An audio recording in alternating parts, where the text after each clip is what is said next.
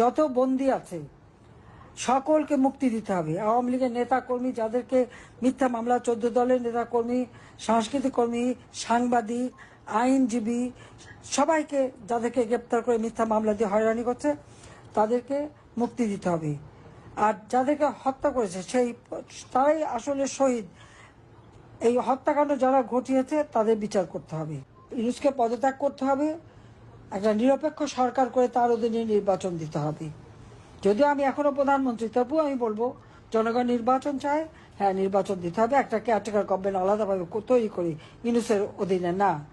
ওই ক্ষমতা দখলকারী, ক্ষমতা চুরি করা এই লোকের কাছে না, ডাকাতি করেছে এই ডাকাতের কাছে না। তো সবাই ভালো থাকেন, সুস্থ থাকেন।